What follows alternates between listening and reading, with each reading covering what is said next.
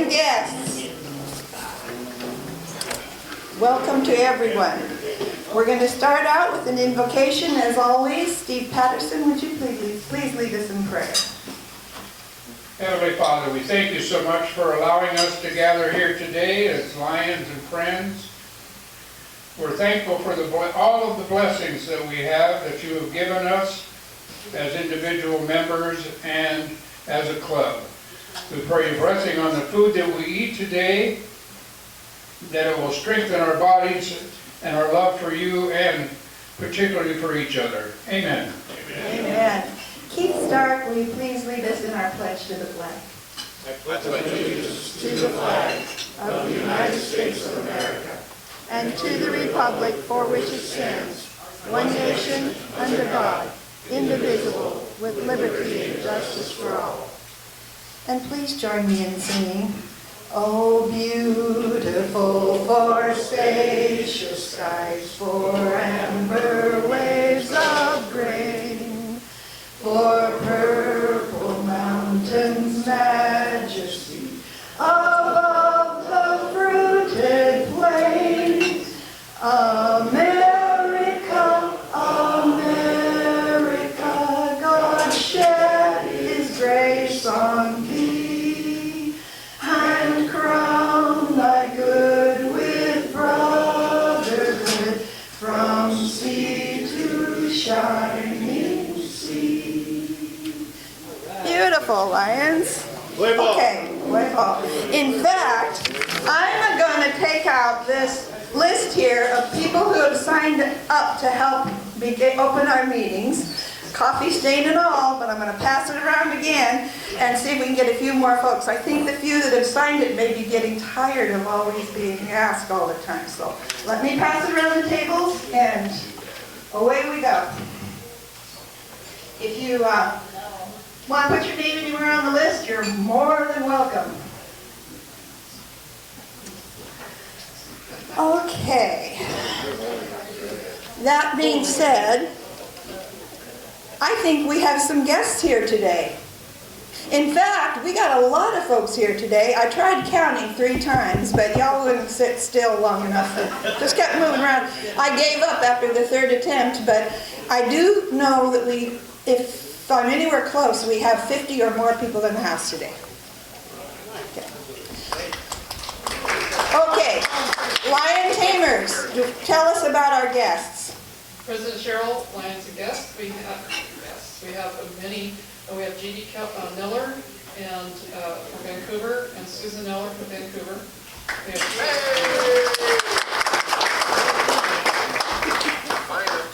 We have Shar Brack, Carrie Ann, Terry McKee, who's with Rosie.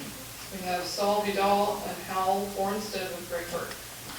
Wow, welcome guests. We're so glad you're all here. Yes, wonderful to have you. Anybody want to say anything about themselves? President Cheryl, fellow Lions and guests, happy buck. A couple of happy items. We went over and took all the Christmas stuff over to the island. So that was a fun project we do every year. It's one of the nice things we do is decorate the island up with lights. And then last night, went over to the Cowlitz Lions Club, and they had a wonderful dinner there, the salmon. And Marilyn and her husband gave a nice presentation about our book giveaway that we have every year. It's a very worthwhile project. All right, thank you. Pass this, oh wait, we're going, sorry, ladies first, Mark. Sorry, pass this for Governor Marilyn Patterson. President Cheryl, fellow Lions and guests. I have a happy dollar for last night. I thought it was a great time with the Good Kalama Lions Club. And we not only were able to share the presentation on the book reading program that we do at Columbia Heights Elementary, but we drummed up about 5 or 6 more Lions to attend our 100th dinner. So we're excited about that. Woo-hoo, all right. That's great news. All right. Well, who? You guys are all steering me in different directions. Who's him?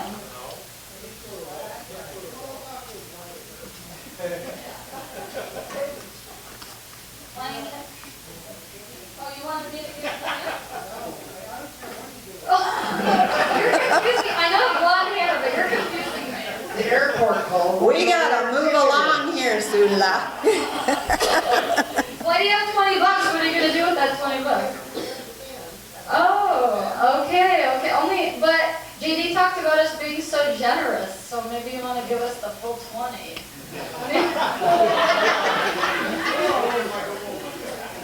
Spoken. Okay, well, we'll go to, I know you have a special title. Pass, just walk? Okay, let him walk. Yeah, he's got a special title. But you can't say it in public? President, Cheryl, fellow Lions and guests, I do believe that I'm pretty much ready for a Guinness Book of Records. A couple of days ago, I pulled a puzzle out of our closet at home, and I was able to put it together in probably about 2 hours. The reason I think that might be a Guinness Book of World Records is it said on the side of the box, 2 to 4 years. Oh, yeah, okay. Well done, well done. Ken once. Okay, Lion Ken, we're coming back to you. I got a little extra instruction. And President fellow Lions and guests, I got a happy dollar. One, a really good deal for my Hal Bornstead is there. I bet he's going to talk about Christmas trees. But other than that, I am tickled pink to see our local sheriff there with his driver.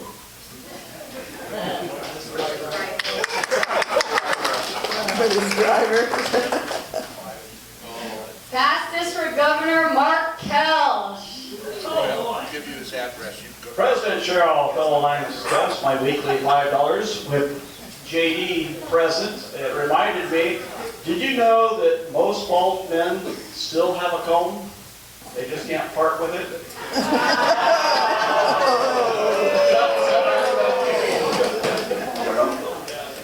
First $50, really enjoyed. I really enjoyed 5 days. You can say that, he still has hair. 2 days were actually sunny, which was nice to be down there. Happy dollar. Cindy's not here today, but for Vice President City Sessions, keeping us on track for the 100th planning meeting when Hal was doing his, how many months were you in the Caribbean? I don't remember. It was long enough. And since I was gone last week, I actually have 2 quotes this week instead of just 1 quote of the week. The first is from Dodinsky. Happy people don't go through life collecting and seeking recognition. They go through life giving it away. The second one, or this is from that famous mouse, Anani Mouse. Anyway. Greatness comes not from prizes won, but from lives changed. Very good. Lots to ponder. Lion George.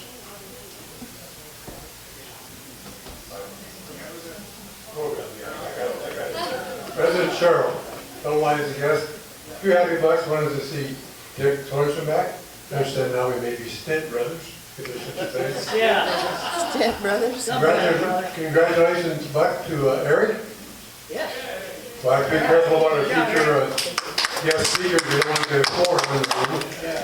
Yeah. And also just happy Buck had a great weekend. I went up and winterized my cabin and spent some time up there. The weather was good, so my wife and I extended the traditional glass of wine around the fireplace to more than one glass. You know, and halfway through about the 3rd glass, she said, you know, I really love you. I don't think I could live without you. And I said, honey, is that the wine talking or you talking? And she said, that's me talking to the wine.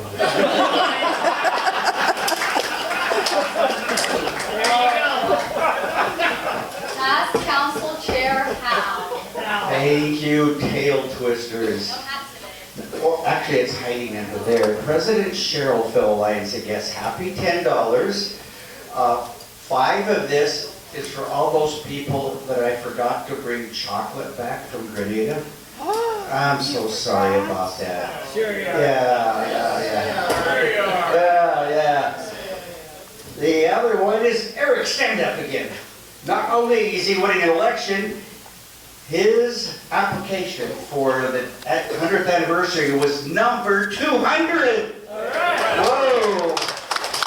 And tomorrow's our final day for getting those in. If anybody is still thinking about coming, get those to me. And I would say it's great to be back, but what do you think? Oh, It's rusting off already. yeah. You are feeling pretty hard. I think it's time for you to go back again. All in favor? Say aye. All right, who else do we got? With money, Landon. All right. $5. We like that. He doesn't have any money, he's just had medical issues. Don't touch the middle, it's still wet.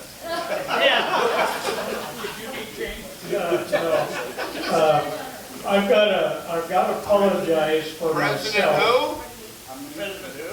Yeah. Oh, President, It's Cheryl. Cheryl.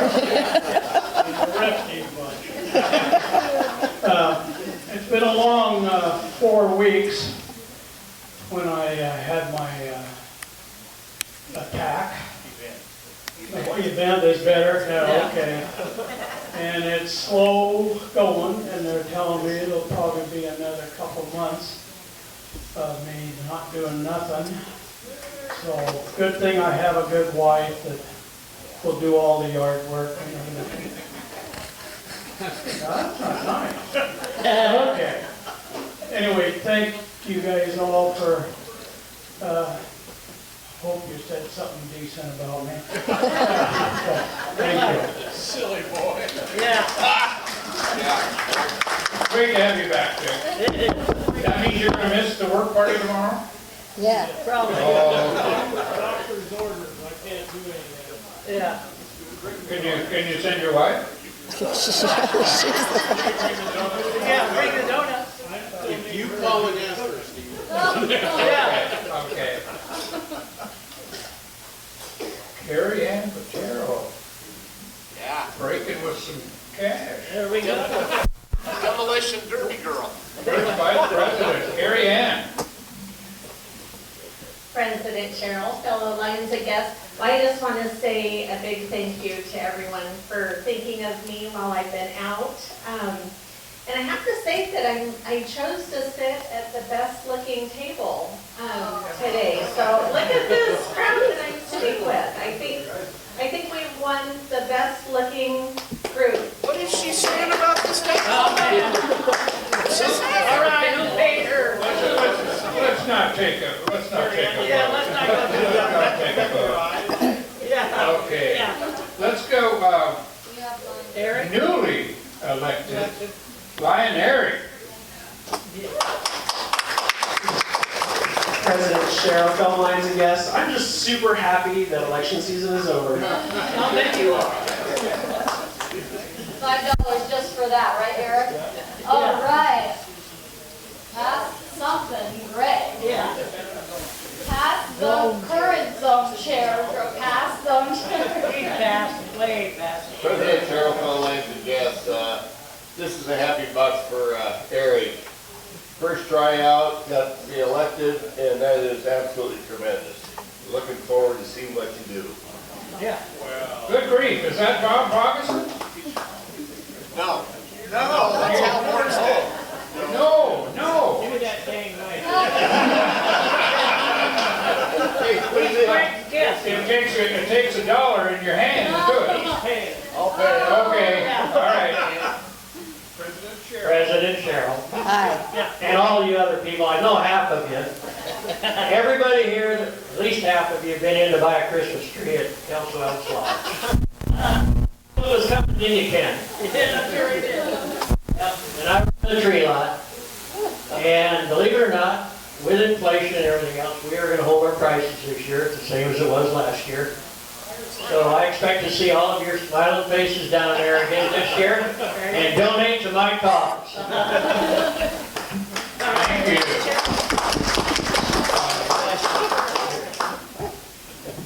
The good doctor, Lion Tom. You don't have to get up.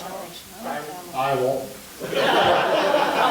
President Cheryl, fellow Lions and guests, I just want to let you know that I drop by periodically to see how well the club is running. Looks like it's in great hands and is doing well. I should also mention that I didn't even know Eric, and I voted for him. And he would be delighted to know the reason I voted for him was I had a granddaughter who got married in August, and the fellow she married's first name was Eric. So I thought, can't miss. Good reason to vote. Gotta be good. Good job, Tom.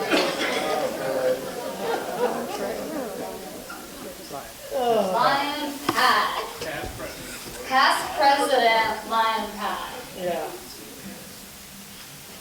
President Cheryl, fellow Lions and guests, let's see, not much went on in my life this week. Of course, while Hal was gone, the only thing I was praying for was for the Somali pirates to find that damn boat. But no, what, they gotta take a week off because they're religious, whatever. Walt, I absolutely understood that, how that was gonna finish, that you were gonna say, finally you looked at the side of the box and it said Kellogg's cornflakes. And Mark Kelch, the only guy I know on the face of the earth that's got his barber on speed dial is making ball jokes. That's why he's not bald. That's why he's not bald. This guy could grow hair on a bowling ball. You want to see it? No. No, he doesn't. So anyway. Fourth one, happy buck for our little lion Eric. Little lion. That little baby maker, I mean, swear to God, you know what he's doing. What he's actually doing, folks, okay? He's going to have like 26 more kids. He's going to keep getting reelected, and pretty soon his grandchildren will be born. He'll have a landslide every time he runs.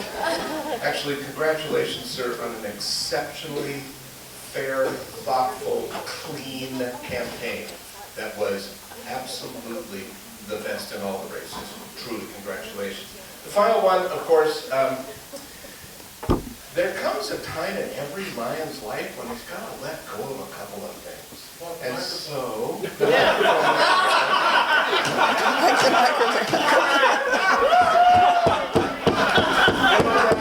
are the people that call them, that mean their friends. And this is what it's like every time. I think one of the key parts of it is that I would like to no longer be the November chairperson for speakers. And you know why? It's because I have literally like 4 friends left, and they all come and talk in the middle of November.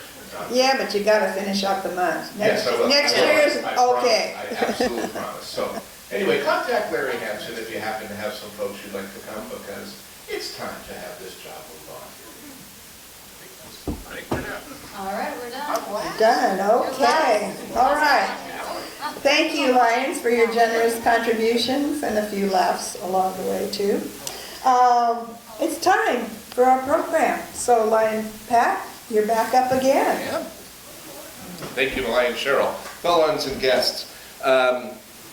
Yes, 16 years, I think, is the number of months, November, I've supplied folks here.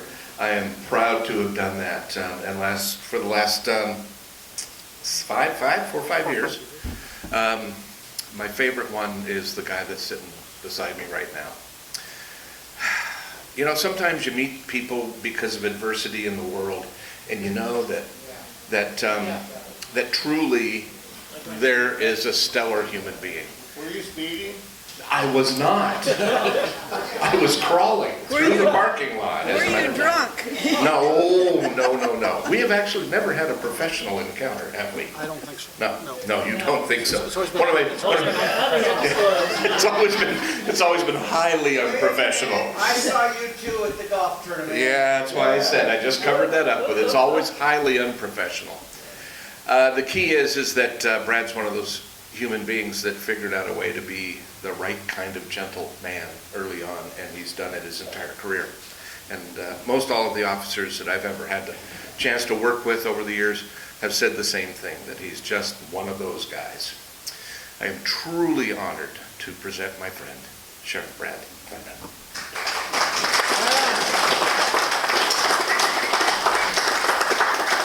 Well, thanks, Pat. I appreciate those kind words. And whoever takes over November, I'm glad to come back every November. So we'll fill one spot.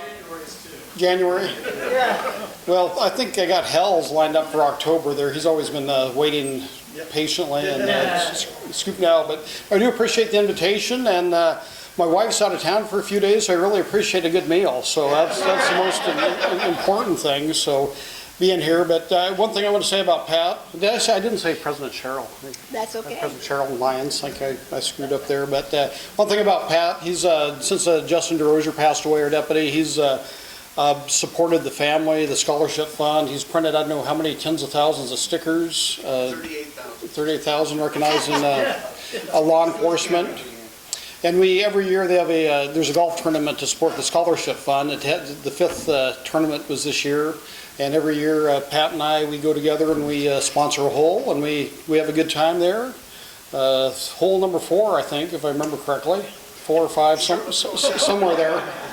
We wind up at the same place every year, but I appreciate his support for the scholarship fund, the golf tournament, and actually it's pretty well endowed now. They're giving out 3 scholarships every year to high school kids wanting to go into law enforcement, and they want to expand it to all the high schools in the county. So that's a great program.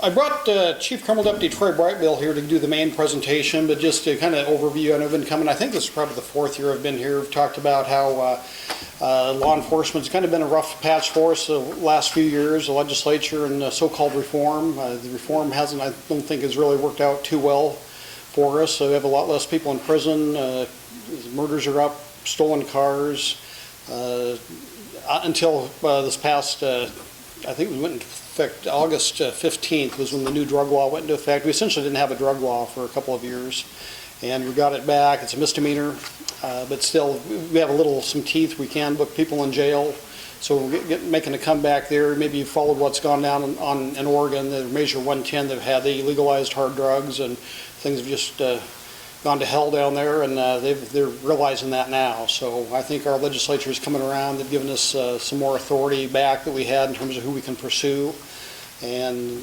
tactics we can use. I think a couple of years ago we came and it was on the heels of our SWAT team being relegated to throwing rocks through windows and taking cans of tear gas and having to physically walk up and throw them in the window due to some of the lack of clarity in the legislation. We had some remote guns that are less lethal that would shoot things that would break windows and deliver tear gas. We got that back. We can do that. Keeps our SWAT officers safe and safer in what they're doing. Like I mentioned, the pursuit and the drug law. So things are coming back around, I think, coming our way. One thing that Troy's going to focus on is something that came about in November of 2018 at the election. They passed a initiative 640, or was it 940? 940. Okay, that was close. But the 940 had several things that impositions it put on law enforcement. One of those is to have independent investigative teams when officers use deadly force or use force to cause serious bodily harm. Troy really has been the point guy for the sheriff's office and actually for county law enforcement on that. Developed the agreement, got everybody to sign that. He's been the commander, and he can go into some detail on what that's entailed for him and our major crime team. And not only in our county, but they've had traveled down to Clark County and taken on about 3 high-profile cases down there that due to conflicts of interest they couldn't handle. So I'll turn things over to Troy. He has a PowerPoint and a microphone and talk about the independent investigative teams.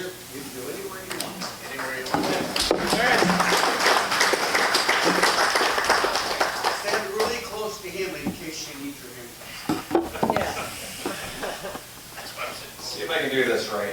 Good afternoon, President Cheryl, Lions and guests. Wow. The application's Trust right me, it's there, all gonna go down got this it way. down. I'm Troy Brightbill. I am the Chief Criminal Deputy for Cowlitz County Sheriff's Office, and I currently serve as the commander of the Lower Columbia Major Crimes Team. If you go to the next slide, please. Get started with that. If you go to the next slide. So the Lower Columbia Major Crimes Team serves as an independent investigation team under the guidelines of Washington Administrative Code 139.12. And I'm going to refer to it as Major Crimes Team. LCMCT doesn't really roll off the tongue. We're primarily used to investigate officer-involved use of deadly force incidents. We can also be used to assist in other major investigations. Next slide. Our member agencies are the Cowlitz County Sheriff's Office, Longview Police, Kelso Police, Castle Rock Police, Kalama Police, and Woodland Police Departments. Our coverage area as an independent investigation team is Cowlitz County, Washington. We also provide coverage for Wahkiakum County as they do not have enough staff for this task. The Major Crimes Team can also be deployed to other counties in the region to assist with investigations or to assume command of an investigation if requested. So the way the Major Crimes Team came about is for several years, larger counties were using multi-agency Major Crimes Teams to investigate officer-involved use of deadly force incidents and other major investigations. These teams would pool investigators and resources and ensure that an outside agency review of use of deadly force incidents was conducted. Prior to the passage of Initiative 940 in 2018, municipal police departments in Cowlitz County had taken preliminary steps to create a local major crimes team. The Cowlitz County Sheriff's Office was not part of the group at this time. With Initiative 940 becoming law in February of 2019, agencies were required to follow new guidelines for independent investigations. The Sheriff's Office, with newly elected Sheriff Brad Thurman, was invited to work with these police agencies to form a countywide independent investigation team. And lucky me, I was tasked with becoming the first commander of the Major Crimes Team, and I had to create an updated interlocal agreement for the member agencies that was in compliance with Initiative 940. Initiative 940's passage required law enforcement to receive violence de-escalation, mental health, and first aid training and provide first aid. It also changed standards for the use of deadly force, adding a good faith standard and independent investigation. The initiative was codified under Washington Administrative Code 139.12 as the Law Enforcement Community Safety and Training Act. And it identified themes to enhance public trust, which include independence, transparency, communication, and credible process and credible investigators. Under independence, it's used to ensure an objective investigation following any use of deadly force by law enforcement by investigators who are not from the involved officer's agency. No information about the ongoing investigation can be shared with any member of the involved agency. And if we need to use specialized equipment that is only owned by the involved agency, say if they have some technological thing that we need to use, we have to have an exception made with our non-law enforcement community representatives. For transparency, we have non-law enforcement community representatives required to be part of the process and provide oversight to ensure from their perspective that the principles of the Law Enforcement Training and Community Safety Act are adhered to. Selected community representatives will complete a conflict of interest form to identify any potential or probable biases that would affect their ability to serve in the investigation. The community representatives then participate in the vetting and selection of investigators who are participating in the investigation. There's some requirements for communication. The team is required to notify a family member of the person whom deadly force was used on as soon as practical. Within 24 hours of the incident, a member of the Major Crimes Team will be appointed as a family liaison. The family liaison is responsible for reporting developments in the investigation to the family representative and will provide the family with advance notice of any press releases. If the person on whom deadly force was used is identified as a member of a federally recognized tribe, the Major Crimes Team will also appoint a tribal liaison. And then under credible process and credible investigators, Our guidelines are that officers are required to administer life-saving efforts to any person whom deadly force was used on as soon as it is reasonably safe to do so. There's validation of trained, qualified, experienced professional investigators who have met specific standards and training requirements. And our investigative case file must be partitioned so that only the assigned investigating officers can access it, and the involved agency is not able to access it. So this is the statute that affects use of force for law enforcement. This is Revised Code of Washington 9A.16.040, titled Justifiable Homicide or Use of Deadly Force by Public Officer, Peace Officer, or Person Aiding, and the Good Faith Standard. So we'll have you skip to the next slide. I'll cover the point that we really focus on, which I can barely read. Is it the red one? It's the red one. That did not show up well. Why don't we go back to the white one so we can all read?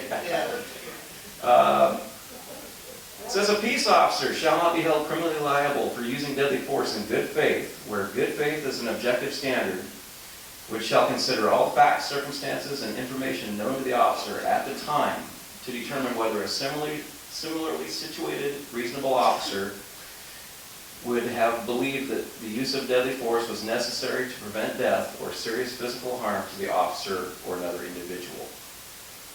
That was not easy to read. This one should be a little easier.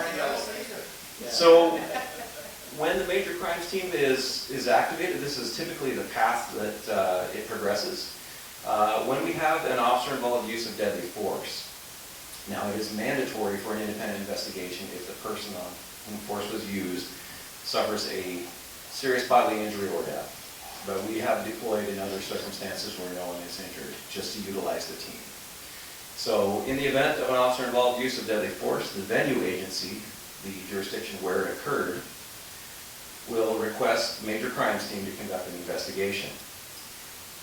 The involved agency is also required to notify the new Office of Independent Investigations. I didn't get into that because I only have 15 minutes. Feel free to ask me about it later. It's a state department, isn't it? It is a state team. They're not really ready You'll yet. need 4 hours to explain that. Or somewhere in that neighborhood. So our command staff will initiate a team call out, and that excludes any members of the involved agency. Major crimes team investigators will then process the involved officers. We'll contact subjects on whom the force was used. Force was used, not the force, it's not Star Wars. We'll process the scene and collect evidence. Investigators will also canvass the area for witnesses, and we're also checking for any surveillance cameras, anything like that. The major crimes team will assign an investigator to serve as a family liaison, and if applicable, assign a tribal liaison. We will then assign 2 non-law enforcement community representatives to each investigation. And within 72 hours, the community representatives must review all conflict of interest forms submitted by the assigned investigators. And then at the start of this, either the major crimes team or the involved agency will issue a initial press release. Typically what we'll do is identify the involved agency, which independent investigation team is going to investigate the incident, and where any further press updates are going to be published. Next slide, please. During the ongoing investigation, the investigators are going to review the crime scene and any available video to include body-worn cameras, dash cameras, and public and privately owned surveillance cameras. They'll conduct witness interviews, including witness officers. There'll be subject interviews and background investigation. We have crime laboratory evidence that we have to submit and await those results. And then we have involved officer interviews. And during the investigation, while the case is active, we have team briefings at least every week. The team commander and the team leader will review the status of assigned tasks and assess what additional work is needed. The prosecuting attorney is invited to these meetings to be updated on the status of the investigation. The non-law enforcement community representatives are given weekly updates, which can also be used to review pending press releases. Under LaTaxa, we're mandated to publish a new press release each week, even if there is no new progress to report on the investigation. So you may have seen some previous cases where you've seen a press release that states just that, because we're required to. These press releases must be reviewed by the community representatives and made available to the family representative prior to publication. As far as the investigative case file goes, I touched on this earlier.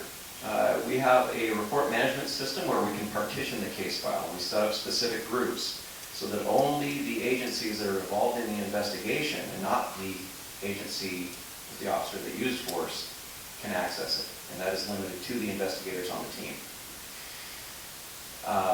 The involved agency is not permitted to receive updates from the independent investigation team. We used to be able to give them limited briefings with our community reps there and the prosecutor there and basically brief them on what was coming in the next press release. But they did an update to the law, and now we can only tell them where to look for the press release, so they're really in the dark till it's over. At the conclusion of the active investigation, the major crimes team lead investigator, the team leader, and the commander will meet with the prosecuting attorney to deliver a case presentation. Community representatives will also be present. The investigative case file will then be submitted to the prosecutor's office. And once the case file is turned over to the prosecutor, the case becomes subject to public disclosure laws. The involved agency at that time can request a briefing on the investigation. From there, the prosecuting attorney will review the investigation to determine whether the officers met the good faith standard and whether any criminal charges will be filed. And this is just a timeline when we started. So in 2019, this was theoretical. In 2020, it was mandated by law. We, early in 2020, had our interlocal agreement updated to comply with the new law. That was a lot of work. We got everybody on board from all the different agencies. And I think maybe late September of 2020, we had our first case. Less than a month later, we had our second case. So we had one in Longview, and then I got called to Clark County on day 5 of the use of force investigation because it was a Political football. It was political football, hot potato, and it was on the eve of a presidential election, and I'd much rather be involved at the start, but we took it over, we ran with it, we used the remaining staff we could from their team, integrated them in our team, we did a good investigation. We had another one involving one of our deputies, which I had to get there, hand off what I knew to an alternate commander, and say, good luck, I'll see you when you're done. After that, we had one involving Castle Rock Police Department. In those two, Castle Rock and the Sheriff's Office, no one was injured, but we used the major crimes team anyways. It's a good resource. In 2022, we took a case in Clark County where an off-duty Vancouver police officer was killed. In 2023, we were again asked to assist in Clark County because both Clark and Vancouver were involved in a shooting. And then most recently, a shooting involving the Kelso Police Department and one involving Longview Police Department. So we've done 8 so far. And then we have one case that occurred in Cowlitz County that we did not investigate. This was involving the Kelso Police Department. It was actually a Longview police call. In this incident, it was a Kelso police officer that used force. However, sheriff's deputies and Longview police officers were on scene, were very involved in the response. In fact, one of our deputies was holding the shield for the officer that fired. To avoid any perceived conflicts of interest, the venue agency, Longview, requested this incident be investigated by the Southwest Independent Investigation Response Team. I think I got that right, it's a mouthful, SWIRT. And that is comprised of Clark County area law enforcement agencies. And then, any questions? It's heavy work. All right. You said that you had 8 cases so far.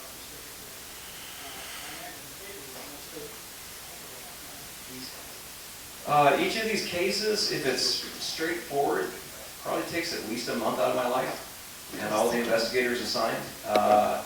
Oftentimes, we're looking at 500 to 1,000 or more pages of documents, videos, interviews, transcriptions. So they're very extensive.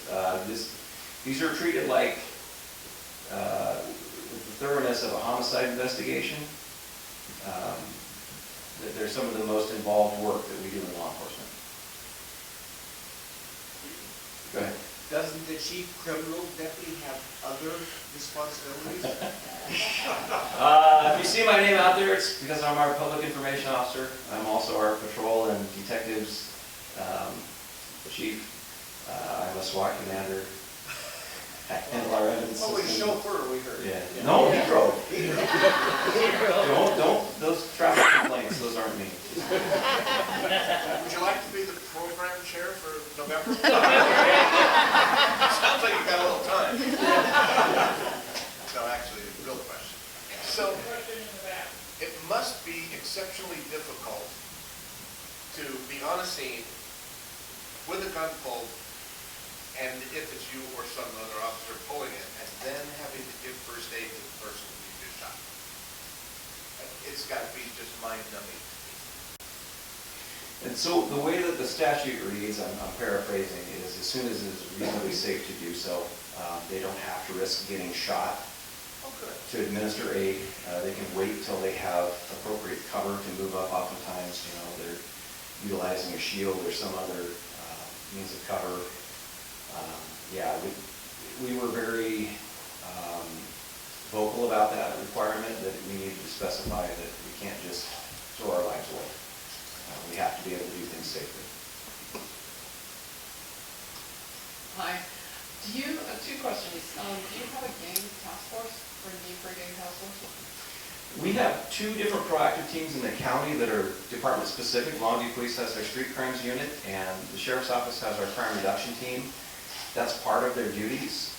They do investigate those type of incidents. Okay, do you guys go to conferences and outside information? They all go to a number of different trainings. A lot of it is drug related, but those two often go hand in hand. Okay, and then where is a good place to report gang tagging? Whichever jurisdiction it occurred in. If it occurs, say, in the city of Longview, give them a call. If it's out in a rural county, that's us. Okay. And then also, like, what type of a gang issue does Longview have? Because I've noticed a couple of guys in red, but not too much. So I grew up at a time where you could either pick whether they were red or blue, and you knew it was one or the other. It's a lot more complicated now, and I don't claim to be the most up to speed on all the different gangs. A lot of them kind of have overlapping circles, and there's a lot of smaller picture type groups, but we try to keep track of all of it, and with the state of things today, often people are kind of involved in one and kind of involved in another, and it can blend and blur a bit. So we tend to track the individuals and go from there. Just a quick comment. That the citizens, along with law enforcement, that put all this together is something that the citizens wanted to have happen. If any of you are ever involved with it, it's not a game to be played. This is quite an intensive program they put together, and it takes a lot of time, a lot of effort, and a lot of common sense. Thank you guys for doing it. Thank you. Yeah. Rick? Here.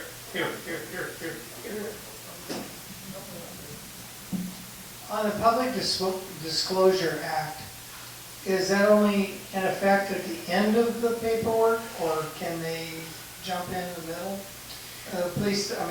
Newspapers or radio or whatever?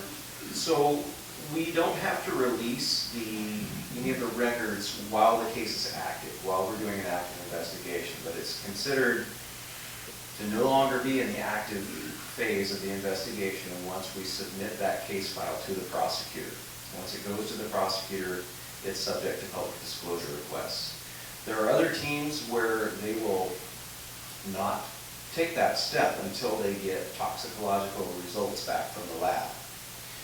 Now, when we have a case, we make a consideration as to whether those results will have any bearing on the outcome of the investigation. Whether there is intoxicants or not in a person's bloodstream does not necessarily change whether or not the use of deadly force would be justified and reasonable. So if we do not feel that those results are going to have a major effect on the outcome, we can proceed with briefing the prosecutor on the investigation. If we receive results that are surprising or something like that, we can always add it later. We tend to err on the side of efficiency. We want to get this done, we want to be transparent with the public, and we want to get this process completed into the prosecutor in a reasonable amount of time. I just wanted to say, from the public information side, your posts on Facebook are relatively immediate and always exceptionally worded. Do you ever get any material comments that aid the investigation? Because some of the comments are absolutely ludicrous. If I had one wish for Facebook, it would be that it didn't exist. There have been times where we'll get someone that will actually comment that, yeah, I saw that. We'll contact them. And it may or may not be the case that they actually saw it. But yeah, we follow up on anybody that says they had some information about an incident. We always make those contacts. That's what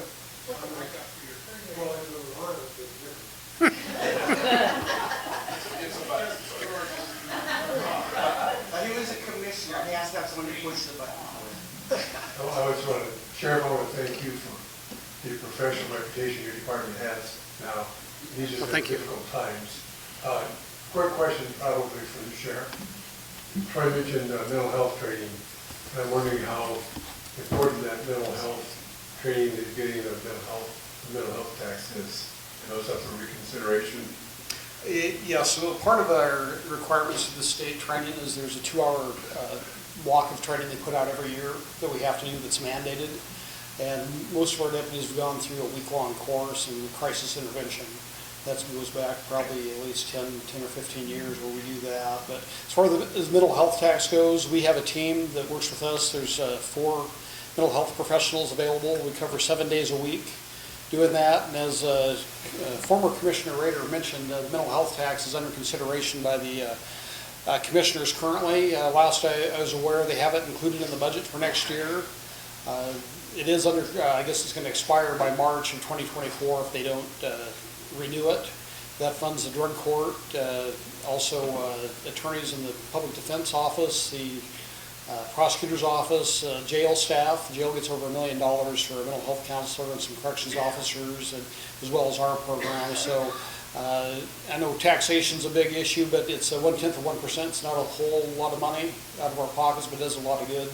It's actually an added layer of resources for us, particularly having the mental health professional people in-house with us. The whole point of having that was to keep people out of our back seats of our cars and going to jail or the St. John's emergency room and trying to intervene and keep them out of those systems and get them on the path to a productive life.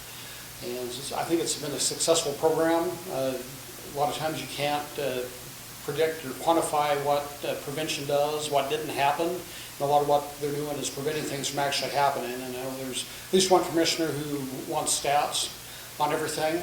Really, there's not stats for what you prevented from happening in that regard. But they're a great resource for us, readily available.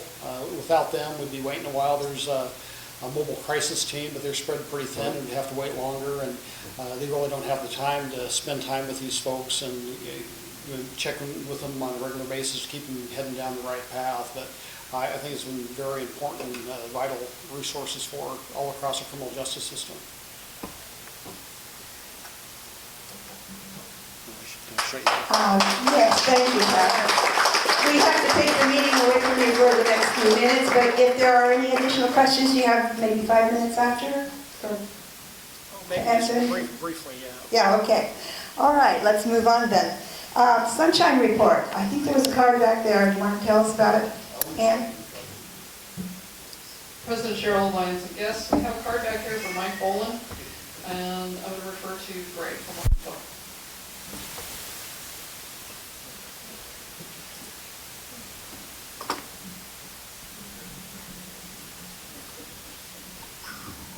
President Cheryl for Alliance and guests. Last night I talked to Anita Bull and Mike's wife. Mike had been in the hospital for well over a week with COVID. And since he had that stroke, he's been able to do too much. He's over in Frontier now for rehab. I understand that he can have guests, visitors. There is COVID in Frontier, so if you go in, you gotta wear a mask. So it's kind of a touch and go there, so whether you do it.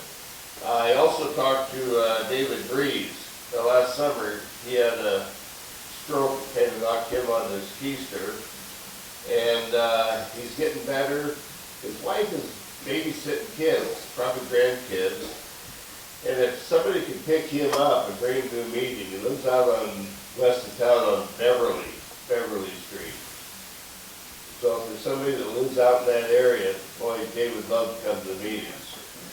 And while I'm up here standing, membership. I've got the membership applications with me and pins. I've got our new 100th anniversary pins here. They're $2 a piece. And I still have some the wagon pins that you can just help yourself to. Thank you. Okay. What's a keister? Yeah. Okay. I would like to remind you that our Longview Pioneer Lions 100th anniversary celebration is coming up fast, just a little over 2 weeks away. We're counting them down. So there is still an opportunity until about tomorrow to get your application, or to get your RSVP in if you're interested in going and haven't already signed on. In conjunction with that, tonight, this evening, the Longview City Council, in a special meeting, and it's only special, I think, because it comes on an off day because of the holidays that have come this month. The Longview City Council is going to be proclaiming November 30th, Longview Pioneer Lions Day in the city of Longview. So, that presentation will be made tonight, this evening at 6 p.m. At the council meeting. I will be there as our representative, and I would love to have anyone else that wants to come and attend. If you're interested, please show up a little before 6 if you want to get a seat, and wear your colors. It'd be good to have a show of force for our Lions. Also, Carrie Ann, you have something you wanted to share with us.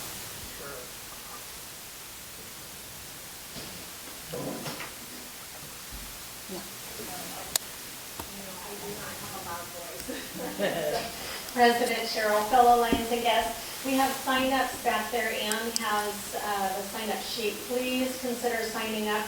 We've got the Jumbo Toy Run that's coming. It's always the Sunday after Thanksgiving. So this year it's November 26th. We will be meeting at the Kelso Elks at noon. The event starts promptly at 1 o'clock and should be done by 2. So we just do the blocking of the streets for the motorcycles to do their run.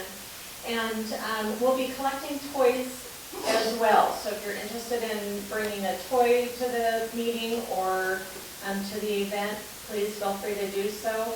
And I hope to see you all at the Jumbo Toy Run. Excellent, thank you, Carolyn.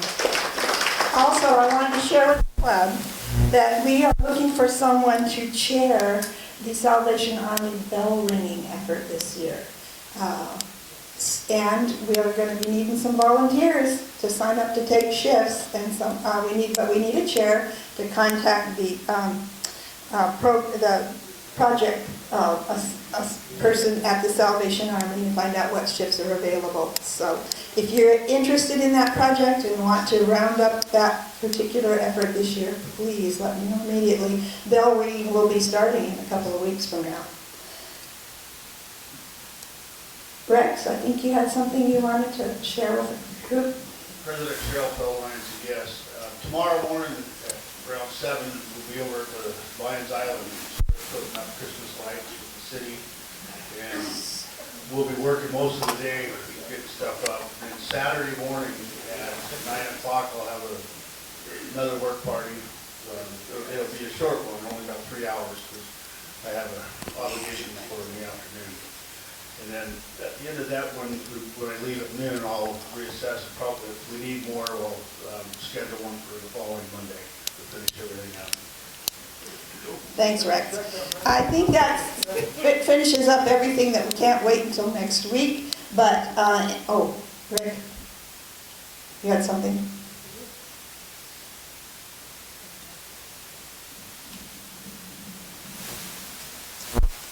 President Cheryl, yes.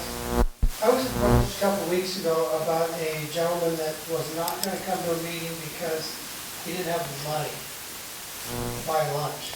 So there's a fourth jar sitting back in front of Ann that says if you can contribute for a lion that doesn't have money for lunch, put it in the jar. And then that way then we can afford to help him.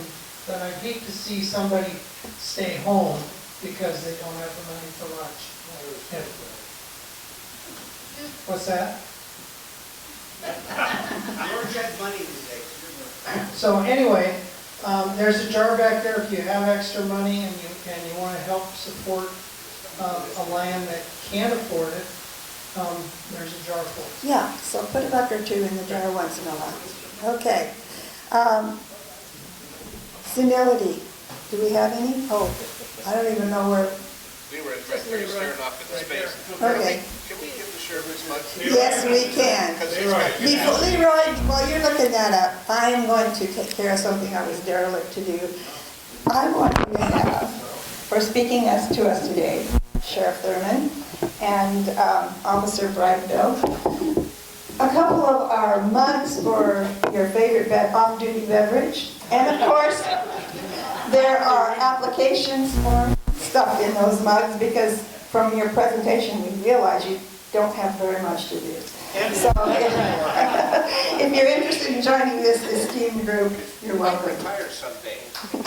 Or yeah. Okay. They have to leave, so if you have further questions, I guess contact the department. Yeah.